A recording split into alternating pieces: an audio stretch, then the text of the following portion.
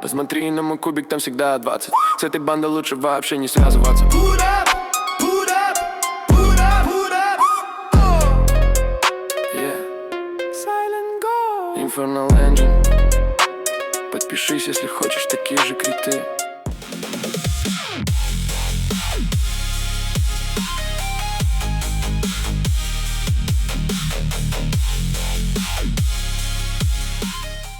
Всем привет! В данный момент у нас идет баннер призыва на героя поддержки огня Крисоса. Он у нас является эксклюзивным саппортом, у него есть также свой артефакт.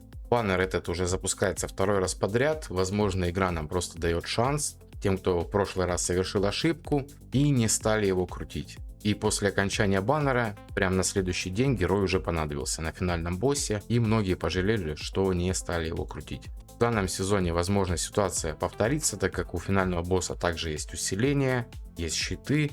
Ну и в принципе Крисос как бы в состоянии держать в одного целую команду. Что в этом ролике мы разберем полностью данного персонажа, расскажу про его фишки, замены в принципе, которые возможны в некоторых ситуациях. Ну и в целом почему все-таки стоит крутить данный баннер. Ну что ж, погнали! Если вы хотите поддержать канал, вы можете просто осуществлять свои внутриигровые покупки по моей ссылке в описании под каждым роликом по очень выгодным ценам, за что вам буду весьма благодарен. И также внутриигровой магазин, в ежемесячных наборах вы можете ввести мой код создателя и получать за это каждый месяц бесплатный гелиолит.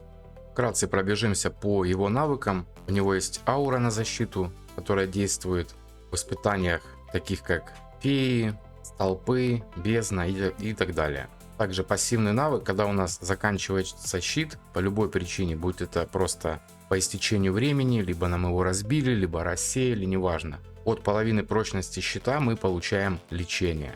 Боевой навык у нас дает союзнику щит, 15% от здоровья именно цели, на которую он кидает щит.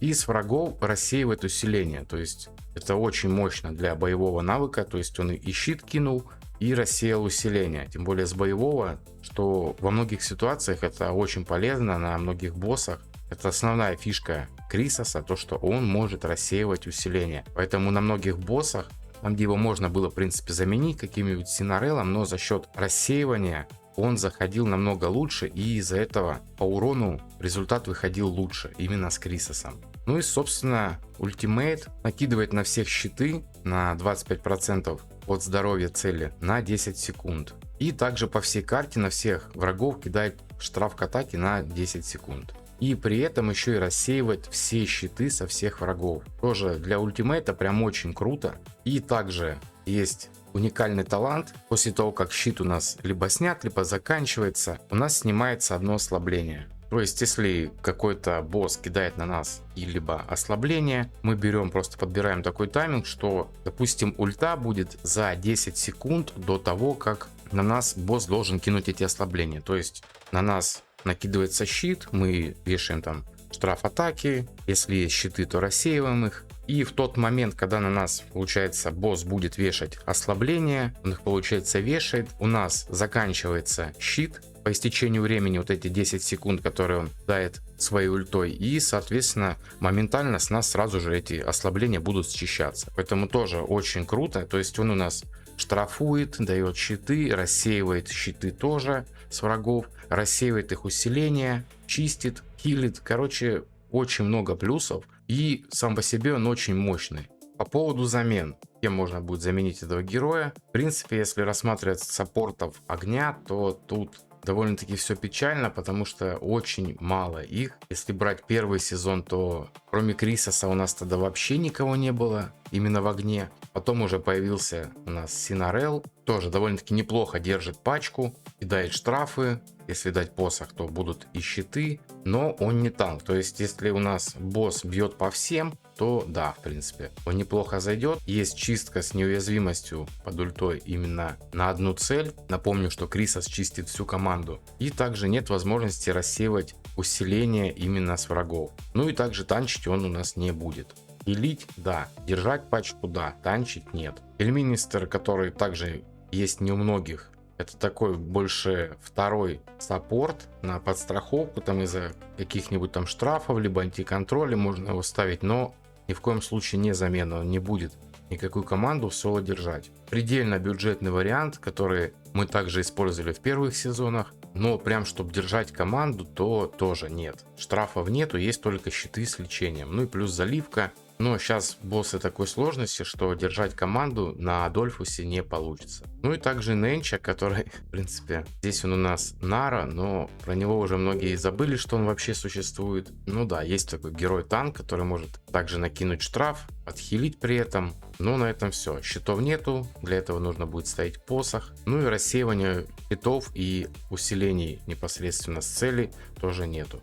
Чистки также нету, поэтому вот так вот у нас здесь и остается лежать на складе. Далее по поводу артефакта. Допустим, ну, стандартно ставится, допустим, у нас на усиление щитов, смотря как там с выживаемостью. Можно поставить что-нибудь на точность, на, допустим, донатный артефакт какой-нибудь, либо рога оленя, либо сферу, к примеру, да, смотря что у нас вообще происходит. Если мы стоим спокойно, то, в принципе, такие артефакты неплохо зайдут. Но есть еще его эксклюзивный артефакт, я его себе тоже взял и не пожалел. То есть что он делает? Все щиты, которые накидывает, будут не от здоровья цели зависеть, а от здоровья самого Крисоса. То есть если мы, к примеру, без артефакта собирали его в защиту, чтобы он просто был помощнее, то уже когда он с артефактом, мы будем собирать его непосредственно в здоровье. И тоже сейчас я вам покажу на примере, как вообще все это работает и насколько огромная разница в щитах. И также от точности будет повышаться прочность самих щитов. То есть если мы для того, чтобы штрафы накидывать,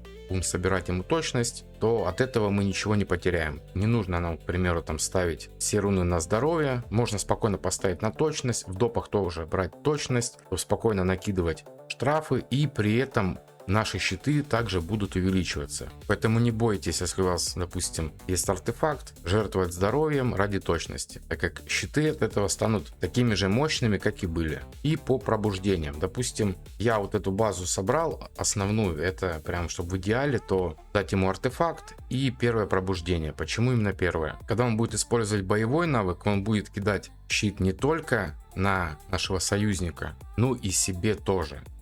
Немаловажно. То есть если конкретно он будет танчить какую-то цель, допустим, босс, который будет бить конкретно Крисоса, то это очень сильно поднимет ему выживаемость. Ну и также по пробуждениям, в принципе, третье, это, конечно же, очень круто, но тем не менее есть лакирочки такие, которым повезло, он там нападал, и у них оно есть. Третье пробуждение у нас увеличивает мощность именно щитов на 30%. Это тоже очень много, но в принципе, когда я Крисоса использовал, если я ставил ему артефакт, иногда даже я использовал какие-нибудь артефакты на урон, и все равно он пачку нормально держал. То есть в зависимости от ситуации, если какой-то хардкор происходит, то артефактом он команду держит довольно-таки хорошо. Так что в принципе ущерб чему-то не нужно гнаться прям вот, чтобы апать это пробуждение. Я, допустим, крутить не буду, потому что, база у меня есть. Мне этого достаточно, я считаю. То есть вот это уже круто слишком. Ну и дальше по характеристикам, точность и увеличение, получается, лечения от щита. То есть у нас база получается 50%, будет 75%. То есть будет сильнее хилить всех. Но это тоже уже очень круто, потому что, как я уже сказал, он, в принципе, и так команду держит неплохо. Возможно, когда-нибудь на какой-нибудь там воронке он начнет прям жестко играть, и эти пробуды пригодятся. Но, опять-таки, мы такие варианты не рассматриваем, потому что не так много игроков, у которых будет пятый Крисос. Думаю, многие со мной согласятся, поэтому идеальный вариант это тем, кто и раньше его, допустим, крутил, то сделать +1 и артефакт. Остальное это уже на ваше усмотрение, на вашу удачу. Также давайте рассмотрим по поводу артефакта, какая большая разница по щитам. Допустим, сейчас у меня артефакт не одет, вот ждем, когда он там ультанет. Герои одеты просто в рандомный шмот вообще. Вот, в принципе, видите, да? То есть щит есть, более-менее, но сейчас я вам покажу разницу, какие огромные щиты будут, когда у него будет свой артефакт надет. Почти 160 тысяч здоровья у него. Одеваем артефакт, имеем уже 176 тысяч. И сейчас посмотрим, сколько же он даст нам прироста на щиты. Смотрим на конкретно, вот с боевого он кинул уже на Эрича, гляньте, какой щиток здоровый. И вот, собственно, разница. То есть у нас там был вообще кропалик, а сейчас на половину здоровья героев он кидает щиты. Это очень много. Плюс такие же щиты кидает еще и с боевого навыка. Вот он, допустим, опять на Эрича кинул, это все щит с боевого. Это очень большие щиты, при том, что на врагах еще и будут висеть штраф атаки. То есть пробить такие щиты довольно-таки сложно. Опять-таки еще у меня герои одеты в рандомный шмот, через быстро надеть, там у них у самих тоже очень много хп. То есть если у нас какой-то тонкий damage дилер стоит, у него, можно сказать, все именно в атаку, к примеру, крит урон, транскрита и так далее. То есть защитных характеристик почти нету. И можно наблюдать такую картину, когда он дает щиты почти вообще на все здоровье наших героев. Также сам Крисос у меня одет, получается, тоже в рандомный шмот, я там ничего не подбирал, то есть можно собрать еще больше здоровья, соответственно щиты будут еще больше. Проточить все это дело баночками, сделать стихийные усиления, и результат будет намного мощнее. В принципе, вот такой вот у нас обзорчик получился, все моменты, думаю, разобрал, надеюсь, ничего не упустил. Если что-то упустил, то пишите в комментариях. Да и в принципе оставляйте отзывы по данному персонажу, как вы смотрите вообще на него, будете ли вы крутить, есть ли он у вас вообще и так далее. Всем спасибо за просмотр, кто не подписан, подписываемся на канал, вступаем в телеграм-канал, все ссылки в описании. До скорых встреч, всем пока!